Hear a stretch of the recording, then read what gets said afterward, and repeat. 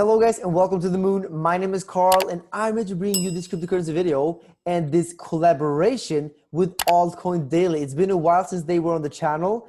I'm so excited, and before I ask them how they're doing today, link is down below to their channel. Make sure to go and subscribe. But guys, how are you doing today and why has it been so long since you were on the channel? Carl the Moon, great to be here. My thoughts, first of all, why has it been so long? It's because, bull market, man. We're all pretty busy. It's all very exciting. We're making hay while the sun shines. And me personally, I'm doing research. I'm doing some trading, some investing, and just, trying to take advantage of it. We have been, all of us, we have been in the market long enough where we know there are times where there's bull markets and there are bear markets. And for the past year, there has been a bull market. And actually, I'm pretty bullish going into 2022. I don't know how the audience feels. I have my personal altcoin picks. I could always, actually, I would love to, because I know we talk about certain quality altcoins all the time on our channel, but I would love to know which coins your audience likes, Carl. Me too. So I promise I will be looking in the comments section and I will be seeing which ones get the most likes or whatever. But generally, I'm feeling bullish. The fact that Bitcoin and cryptocurrency didn't have a blow off top this cycle this year. I mean, here's the thing. We all wanted a blow off top in November and December to sell most of our holdings near the top and take a nice year off. Would have been awesome, just relax for a year. That didn't happen. And I think there's opportunity there because maybe the 4-year cycles are broken for whatever reason. It's continuing, in my opinion. And I think there's a lot of opportunity and I'm pretty bullish. Austin. I'm doing good. Oh, what was the question? So that was the long answer and the very short answer. That's nice. Yeah, okay, so I agree with you guys. We're bullish for next year, that's for sure. I mean, we talked about it on your guys' channel that Bitcoin is going to go above 100K. So I guess let's focus on altcoins here. So if people want to go out there, make some very, very good returns for next year, for like the next 6 months, 12 months, what alt should they be paying attention to? Maybe what industry? Are we looking into gaming? Are we looking into something else? So maybe you can name the top altcoins that you guys are holding going into next year. That's a great question. And I know you know this, but I can never speak to what your audience should do, but I will speak to what I'm doing in my personal strategy. And one thing I do want to note just about the market in general is people might be asking the question, why are you so bullish when markets are clearly trending down in the short term? And I think the two things that we have to just look at are the macro events playing out right now. Number one, the Fed is threatening, or there's talks about tapering rate cuts, which takes money out of the system. There's also COVID, there's also pandemic variant scares, which people are afraid that a similar thing might happen like in March of 2020. Now, it's important to realize that those things are just being priced in now, a little bit at least, even though they haven't happened yet. So there's a lot of fear, uncertainty, doubt at the moment. And it's not just crypto going down. Traditional markets are correcting as well in a nice, healthy dip. What keeps me bullish is all the fundamental indicators that we've been seeing the last 6 months, especially even in this dip, the last 4 weeks, 2 weeks. For example, Bitcoin on exchanges, this is recent data from Glassnode, Bitcoin on exchanges is at a 3-year low, not 3-month, 3-year low. Obviously a bullish indicator, obviously, that you can't keep a balloon underwater forever. The other big thing is Nike just made a huge investment into the metaverse. They bought some IP or this company to make, metaverse shoes on the Ethereum metaverse. That's important. Adidas as well. All these different companies getting involved. And I'm skipping around here, but also Bitcoin hash rates just hit an all-time high. Network fundamentals are trending up. So when we see price go down and network fundamentals going up, or just big macro events going up, to me, I would much rather pay attention to how the network's doing in general, because no matter what price does day to day, it's a bullish trend for sure to see how big the network can grow. That is my general takeaway. I can give you some altcoins as well, but maybe Aaron, you want to start? I say give the altcoins first, then I'll give you my thoughts. Okay. There's a lot of quality altcoins out there. What I personally just did in the last 2 weeks, I bought more Ethereum, I bought more Chainlink. 2 reasons why is because I will never regret, even if we go full bear for the next 5 years, obviously a huge exaggeration, but I will never regret owning more Ethereum because I'm a long-term bull for all those reasons that we listed and some we didn't. And I also bought more Chainlink just because, you know, I would rather own, I'm a protocol guy. So all these, we talk about DeFi, we talk about NFTs and everything, they all have to be built somewhere. And it's these underlying smart contract protocols, the Cardanos, the Ethereums, the Polkadot, Solanas, etc., that they're built on. And while in the internet bubble, you couldn't invest in the underlying protocols, you invest in the companies on top of it. But with cryptocurrency, you can. So that's why I'm bullish on ETH. And while I am bullish on the protocols, I did just buy more Chainlink because I do see a future as the market continues to grow where all those smart contract platforms are competing for market share, you know, stealing it from each other. They're being built up together as opposed to Chainlink, an Oracle, decentralized Oracle service.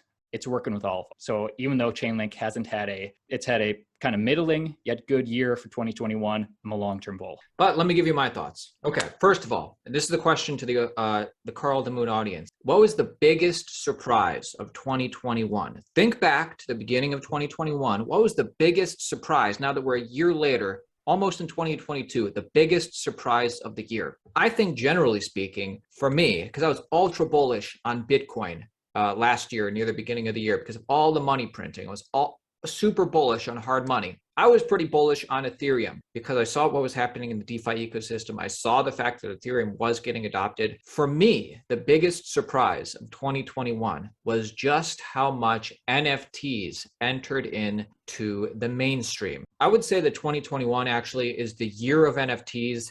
And you could also say other layer ones, like, because I was bullish on Ethereum, but, you know, the Cardanos, the Solanas, the Avalanches, the Polkadots, I was actually bullish on Polkadot, but just the fact that all of them, I mean, that was, as we've all noticed, that was, you know, some of the easiest way to make money in 2021. I think there's still opportunity with layer ones for sure. But, you know, every year isn't exactly the same.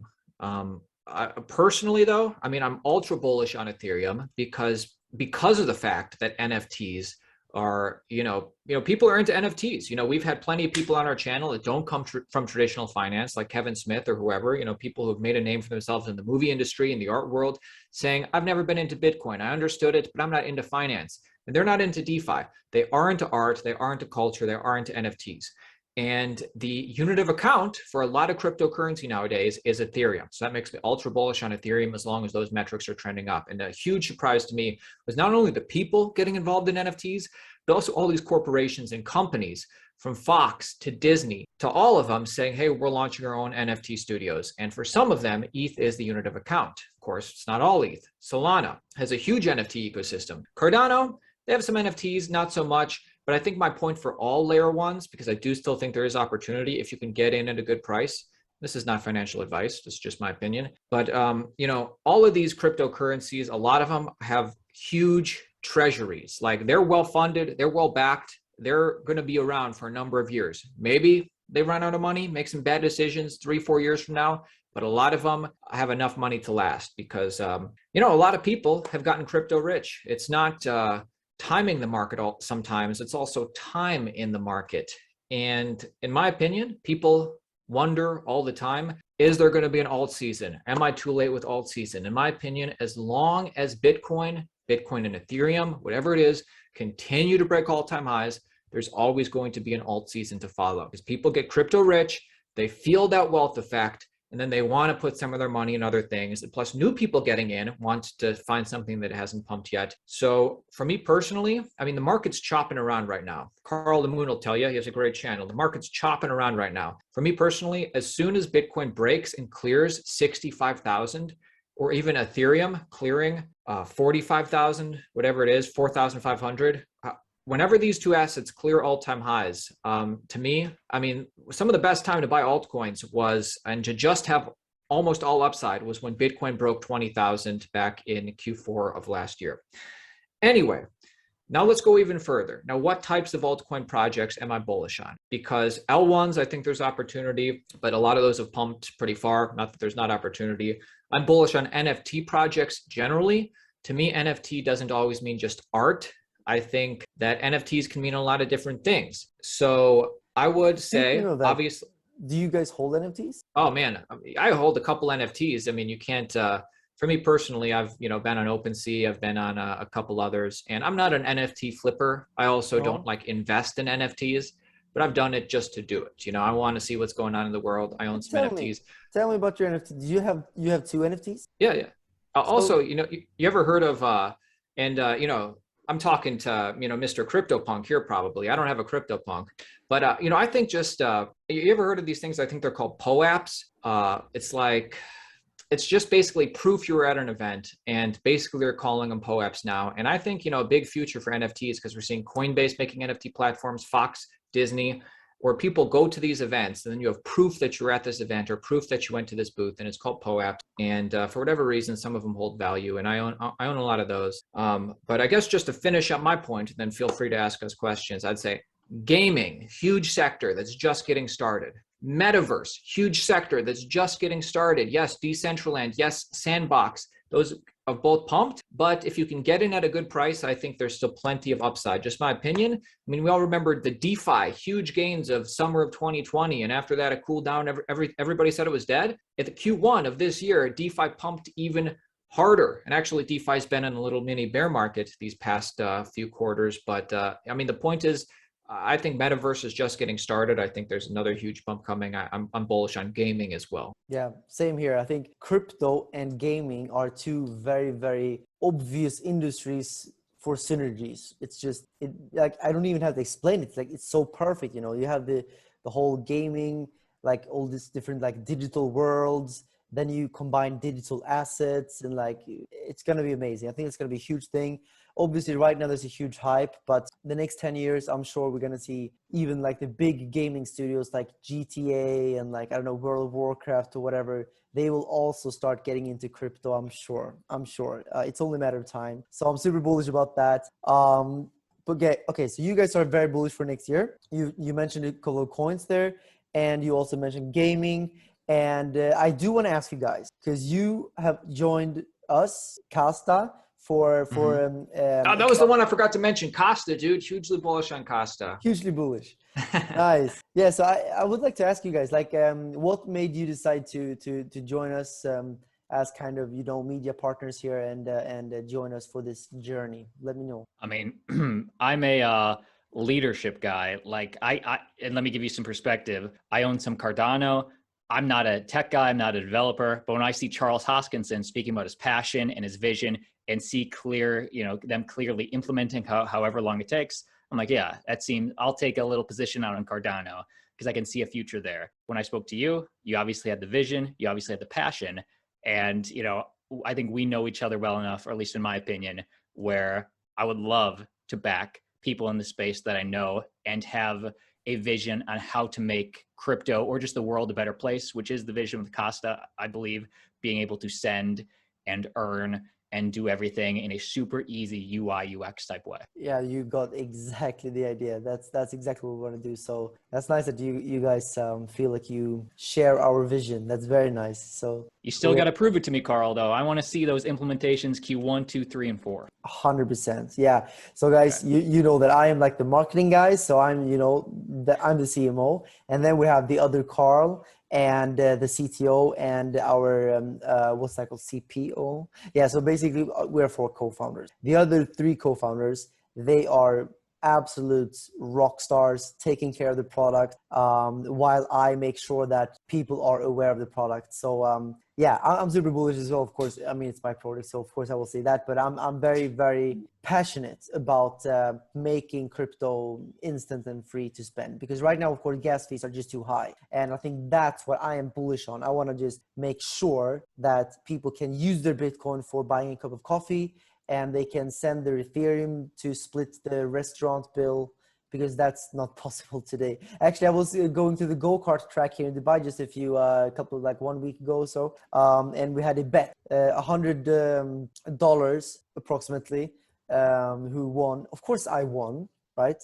So I won, but I wanted to have my winnings in crypto. But when one of my friends sent me USDT, USDT, I think it was, on the Ethereum network, I think he paid like $70 or something in gas fees, on top of the $100 that he was sending. So it was like completely ridiculous. Like it made no sense at all. But Carl, you could afford that. Yes, this is true. If you send like thousands, then I think that you can. I'm just giving you a hard time, dude. You're a man of the people. We're talking solutions for everybody. I know. So, but that's a good point. Like today, crypto is a whale's game. For me, I can pay the gas fees. I don't care. Like honestly, for me. But nobody likes paying $70 to send, you know, a little bit of money. Nice. That's crazy, dude. That's obviously crazy. It's so crazy. So the gas fees are too high for these small transactions. So yeah, that's what we have to fix, and that's definitely what we're doing. And yeah, but yeah, very cool to have you guys on board there. And I know that every time I bring you guys on the channel, people go crazy. They love it so much because you bring a very fresh perspective on alts. I focus very much on Bitcoin, and people love that. Of course, that's why they subscribe. But I really do know that they love this this collaboration with you guys. And I have weekly collaborations with BitBoy Crypto. And my audience, I want to ask you guys: should we maybe do something similar with Altcoin Daily? Let me know down below. Maybe weekly or bi-weekly or something like this. I would love it. 10K likes and we're making it happen. Okay, 10K guys. Let's do 10K and then we do weekly collaboration with Altcoin Daily. That would be amazing. I would love that, dude. That would be awesome because I get a lot of value when you share the technical analysis on our channel as well. So I would really love that. And I just want to say to the Carl the Moon audience real quick, I feel like maybe I should have named more metaverse and gaming altcoins. Didn't really get a chance because I was giving more of my big picture things. We recently made a video in the last couple of weeks about that exact thing on our channel. Feel free to check it out. But when we come back, I promise you, next time we collab with Carl the Moon, I'll definitely have some specific picks more. All right, guys. So Altcoin Daily is one of my favorite channels. I would love if you guys go down and subscribe and like their videos, all of that. How many subscribers do you have now, actually? 1,100,070. No, almost 1.2 million, very close to 1.2 million. And Insane. There's nobody who appreciates that more than us. We built a strong community, and we're all just trying to like learn and figure it out together. And, you know, things have been going really well. That is huge. That's insane. So you must be one of the top 3 channels now, I guess, something like that. top 3 in the charts, number 1 in a lot of people's hearts. If one of us wins, we all win, though. Just happy to be in the conversation. This is true. We're all pushing crypto adoption. I think that's very, very cool. We're all in it together. Yeah, that's nice. All right, guys. Thank you so much for being on the channel, and see you guys hopefully very soon in the next collaboration. Bye-bye, guys.